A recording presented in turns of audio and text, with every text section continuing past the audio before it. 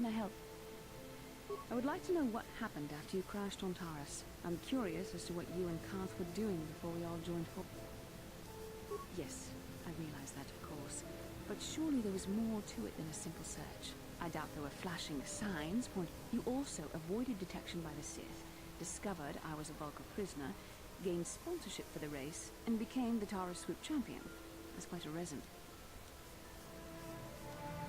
Yes, I can see you do not lack an ability, although modesty is another matter.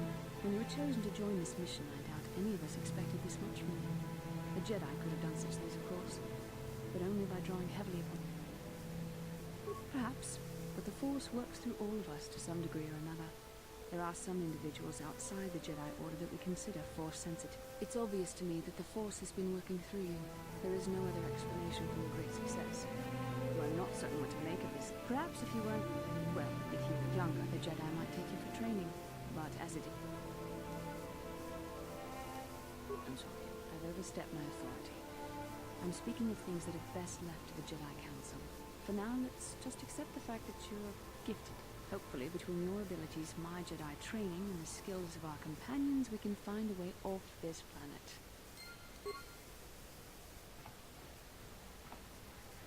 Yes, what's on your mind? I guess I did say you could ask me questions later, didn't I? Is this really necessary? No, I don't have a problem with it, really. Go ahead and interrogate me. No, I was just joking. Though you do seem to be full of questions. It's rather refreshing, to be honest. Let me ask you something first, though. I've been going through the battle aboard the Endar Spire over and over in my head since. Some things just don't add up for me. Maybe you could tell me what happened, from your perspective. True. Bastila is as powerful as I say. She's the one who defeated Darth Revan, after all. I guess that no Jedi ability, no matter how powerful, makes up for being completely surprised and outmatched. We didn't choose that battle anyway. It got forced on us. Hell, I'm just as surprised that any of us are alive to talk about it. Come to think of it, it's more than a little surprising that you happen to be here, isn't it? I mean, just what is your position with the Republic? I don't know. Unless you consider that you were a last-minute addition to the crew roster and you just happened to... You were the only one. Not to mention that Bastila's party was the one who requested your transfer.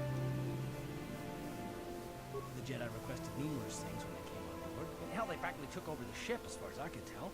Considering your connection to Bastila and the Jedi, whether you know it or not, your presence here seems a little convenient. I'm probably wrong, and this is probably nothing, I know. I learned a long time ago not to take things at face value, ever. I mean, I have to expect the unexpected, just to be safe. Look, it has nothing to do with you personally. I don't trust anyone, and I have my reasons. And no, I'm not going to discuss them, so can we just keep our mind on more important things? Good. Like I said before, I prefer action to talk anyway.